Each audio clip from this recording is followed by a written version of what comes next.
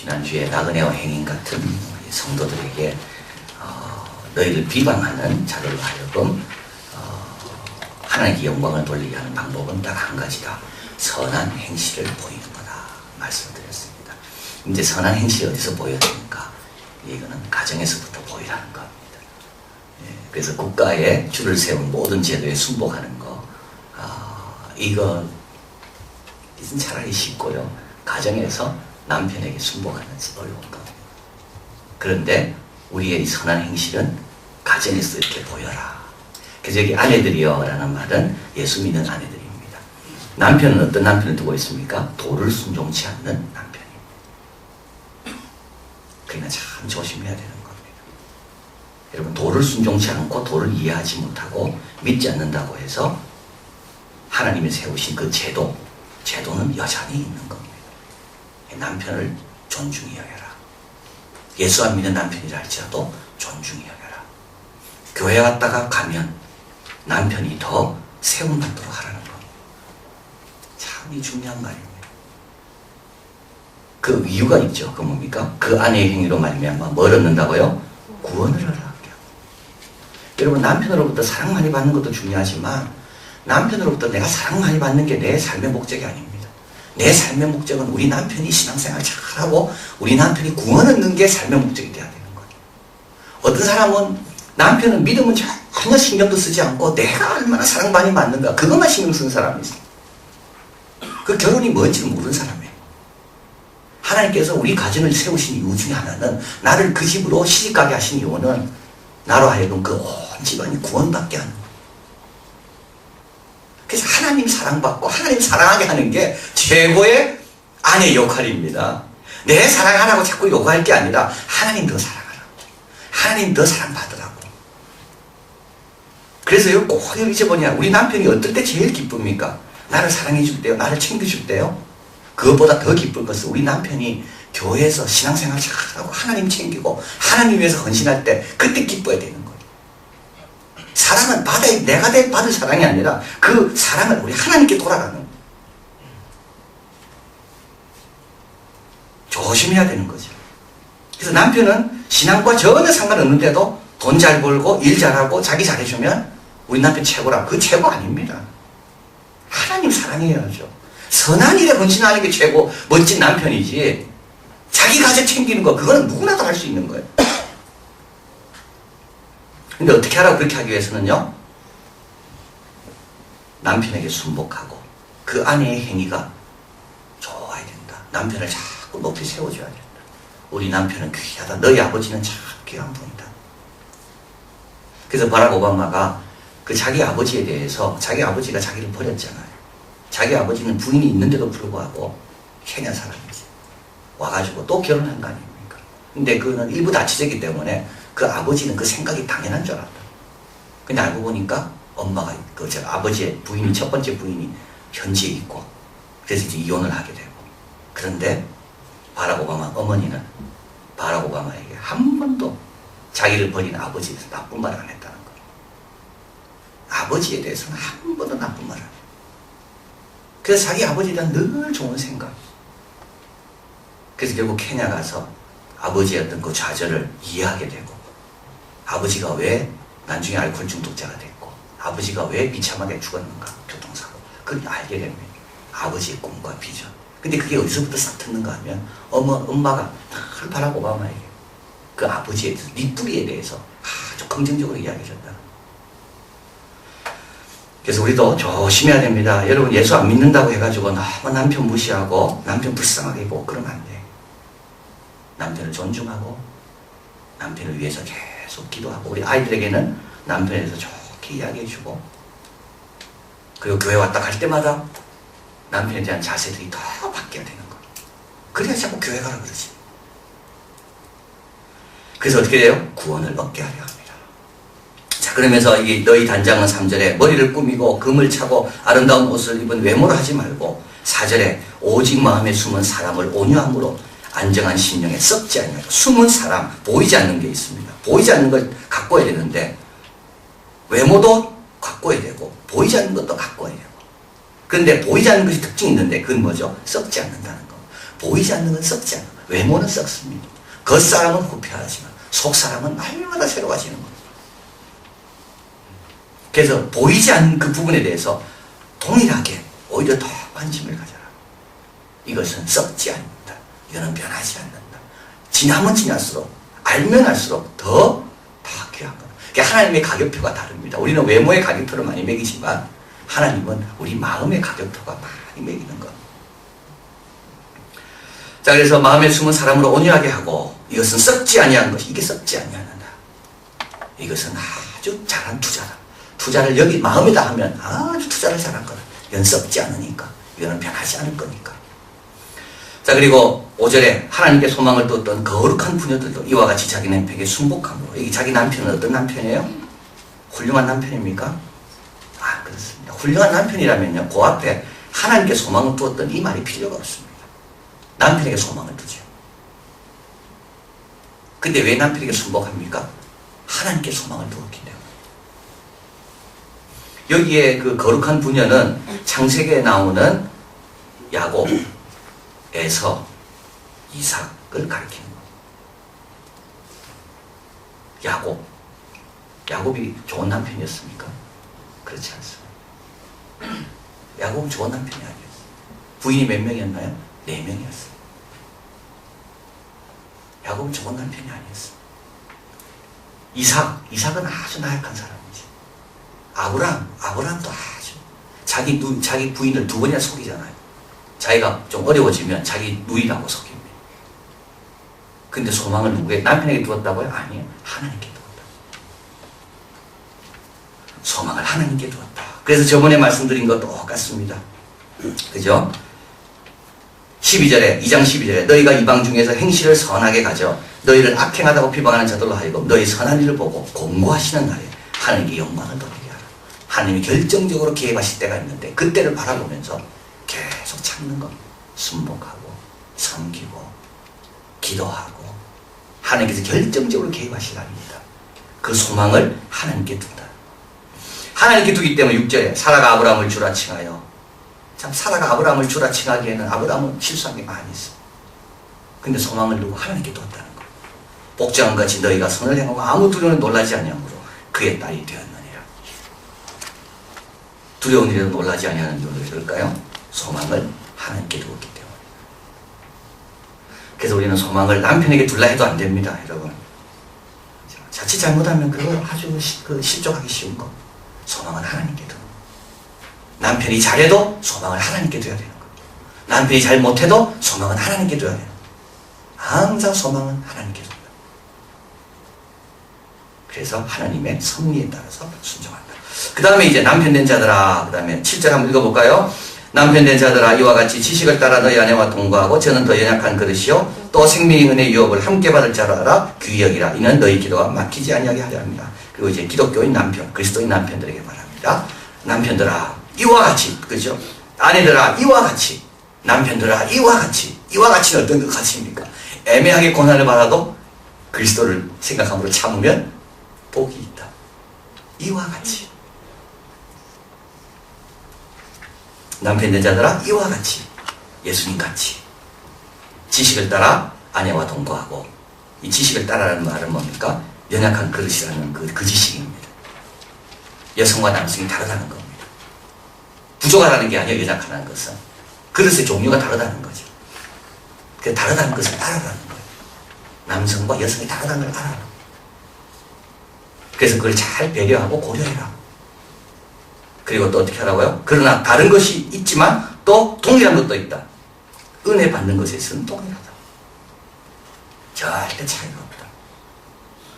생명의 은혜를 유업으로 함께 받는 자들, 아내와 남편이 생명의 유업의 은혜는 함께 받는다. 왕 같은 제사장에 여기 여성이 있습니다. 여성과 남성이 구별이 있나요? 없나요? 없습니다. 거룩한 나라에는요 없습니다. 택하신 백성, 거기는 남성 여성 구별이 없습니다.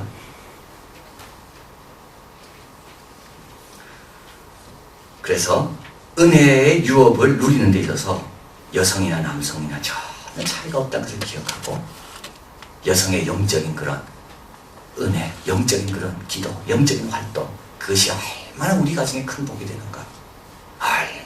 힘이 되는가? 그걸 소중하게 여기라는 거. 여성 무시하면 안 된다는 거. 이는 너희 기도가 막히지 아니하게 하려 합니다. 그래서 여성의 그 영적인 왕성한 그런 여성의 어떤 능력과 은혜들을 체험하는 데서는 남성과 전혀 차이가 없다. 육체적인 차이가 있습니다. 그릇에서 차이가 있어도 영적인 면에서는 전혀 차이가 없다. 그래서 여성을 무시하면 안 된다는 거. 여자가 뭘 하겠냐? 그런 말 절대 하면 안 돼. 여자가 뭘 하겠냐? 그런 말 하면 큰일 나. 생명의 유업을 함께 받을 자고, 여자가 뭘 하겠냐? 이런 사람은 뭐가 막혀요? 기도가 막히는 거예요. 오히려 여성들이 더 열심히 기도하는 걸 고마워하고, 여성들이 헌신하는 것을 참 귀하게 여기고. 자, 그래서 이제 아내들아, 그리고 이제 남편들아 이야기를 이렇게 하고 있습니다. 그래서 자기 남편에게 순복하고, 또 남자들도 마찬가지로 여성들을 귀하게 여기고, 그리고 이제 마지막으로 말하노니 8절 있습니다. 마지막으로 말하는 너희가 다 같이 다 마음을 같이하여 채율하며 형제를 사랑하며 불쌍히 여기며 겸손하며, 요 5가지가 나오죠. 마음을 같이하는 거하고 채율하는 거하고 형제를 사랑하는 거하고 불쌍히 여기는 거하고 겸손하는 5가지. 이게 특성이 나오는데, 이 5가지 특성은 이게 복받는 자의 특성이다. 이런 마음을 가지면 축복이 그에게 임한다. 마음을 같이해라. 자, 여러분 중요한 마음을 같이해라. 많은 경우에는 교회 생활하면서 마음을 같이 하지 않을 때가 많이 있습니다. 우리 아이들 지금 비전 트립 가 있잖아요. 아마 비전 트립을 보낸 부모들은 마음을 같이 할 겁니다. 근데 저 상관없는 분 많죠.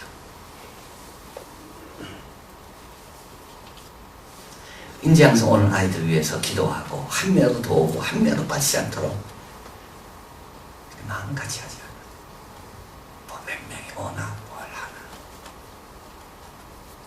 근데 그런 마음 복받는 마음이 아니라는 거.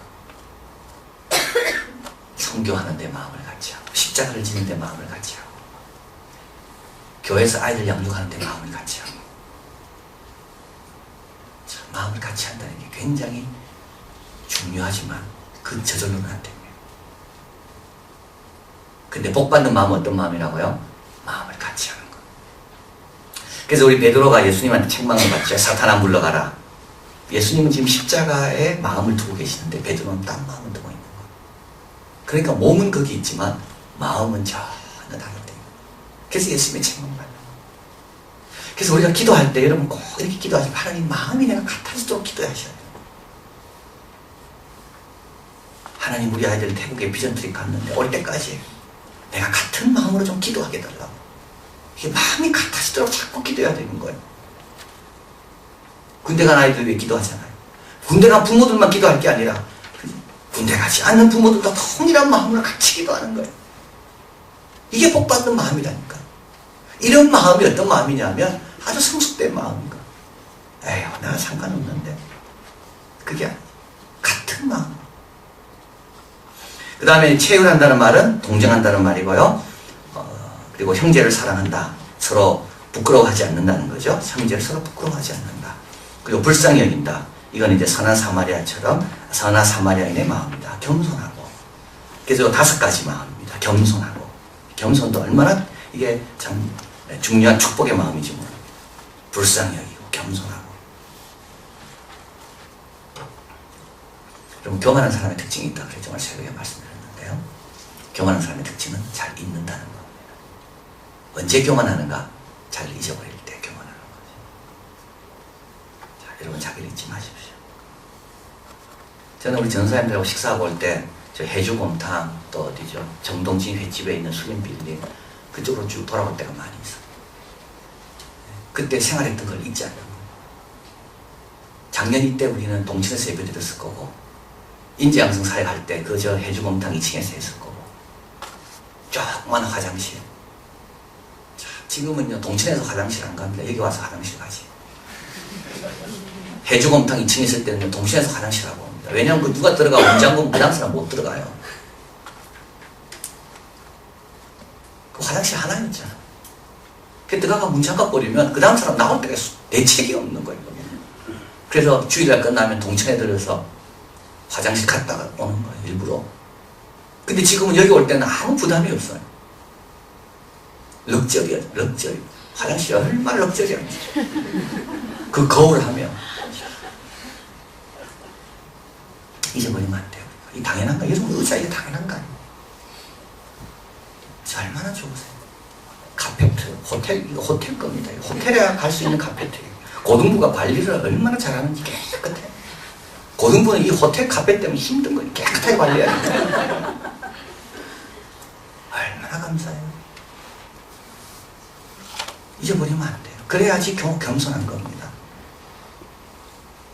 여러분 지방에서 올라온 분들 있죠. 처음에 올라왔을 때 서울 생활 얼마나 어려웠어요. 무시도 당하고 사투리 때문에. 근데 이렇게 다 버젓하게 사회 중심부에 딱 들어가 있고 누구하고 겨루어도 전혀 밀리지 않고. 근데 이제 믿지 말아야 돼요.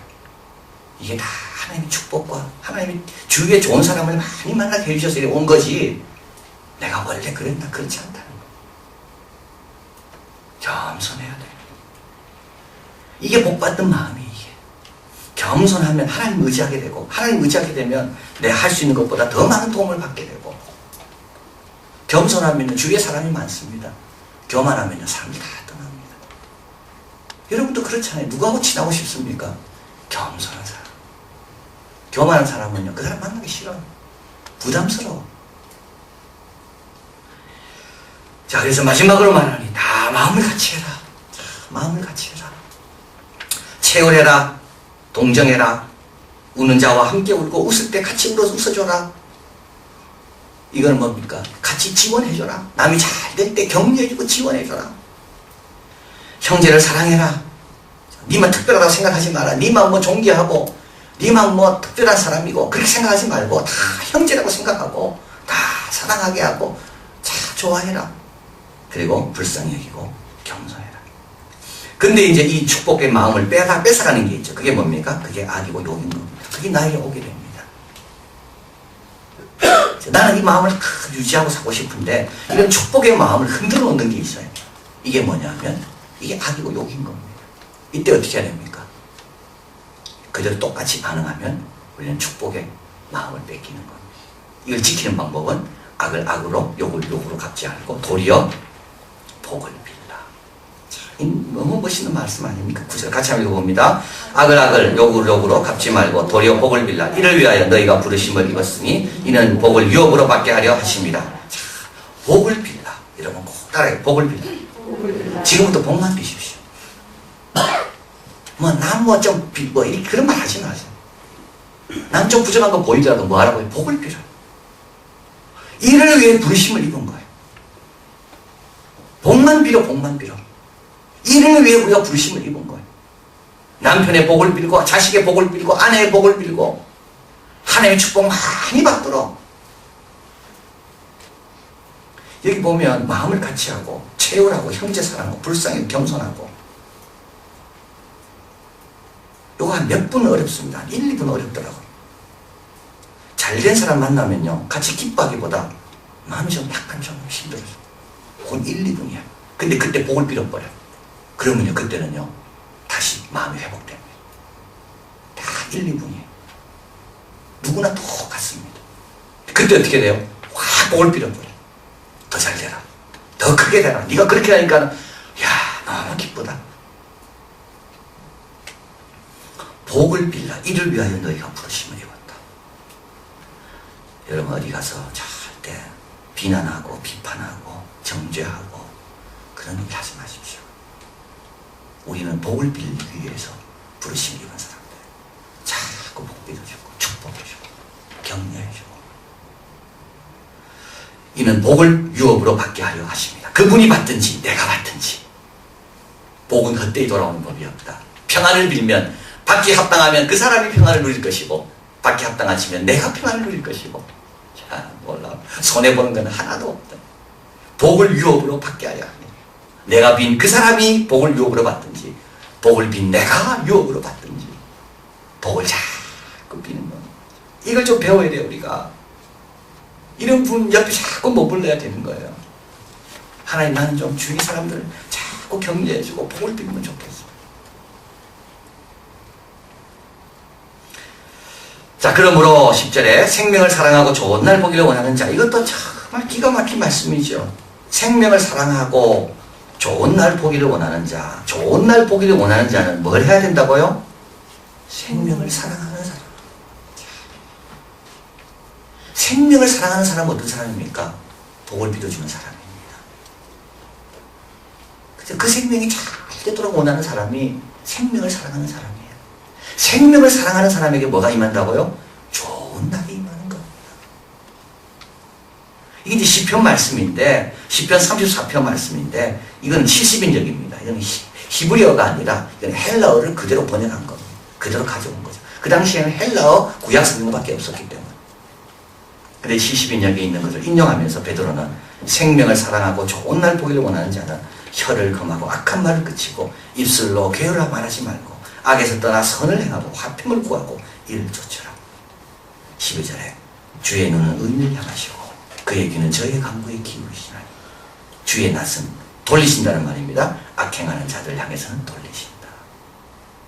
절대 헛되지 않는다. 주님께서 다 보고 계시고 갚아주신다. 복을 빌라. 귀한 말씀. 그래서 천국의 열쇠를 누구에게 줬습니까? 우리에게 주신 거예요. 너희가 여기서 매면 하늘에서 매고 여기서 풀면 여기 하늘에서 또 풀린다. 복을 막 비는 거예요. 비전 트릭하는 12명의 아이들과 선생님들 복을 많이 받고 오도록 이럴 때 한 마음이 되는 거야. 한 마음. 선교에서 일하는 많은 분들에게 하나님께서 큰 축복을 2012년 해달라고. 유학 가 있고 군대 가 있는 우리 아이들 주의 눈이 그를 향하고 계심을 그들이 믿고 잘 감당하게 해달라고 복을 막 빌어줄 거예요. 그냥 3월달에 청년비전 컨퍼런스 하는데 이때 우리 청년들이 막 복을 받고 힘을 얻을 수 있도록 복을 막 빌어주는 거예요. 그냥. 근데 여기에 뭐 괴우를 말하고 뭐 그래요. 안 맞는 겁니다. 그 입술에 우리에게는 안 맞는 겁니다. 복을 막 빌어주고 비전트리 갔다 온 우리 아이들 복을 막. 자, 그래서 이제 이런 마음으로 살아가면 아내 역할도 괜찮은 거고요. 남편 역할도 괜찮은 겁니다. 이런 자세로 딱 내가 가정에 들어가면 그리고 이런 모습으로 살아갈 때 사람들이 우리를 보고 주님 공부하실 때 하나님께 영광을 돌리게 됩니다. 그래서 결론입니다. 우리가 부름받은 곳은 어디입니까? 이를 위하여 너희가 부르심을 입었나니 자취를 따라오게 하려 하셨느니라. 예수님의 자취를 따라가는 것이 우리가 부름받은 것이고 또 한 가지는 복을 빌라. 이를 위하여 너희가 부르심을 입었다. 우리 서로를 위해서 많은 복을 비는 것. 기도하겠습니다.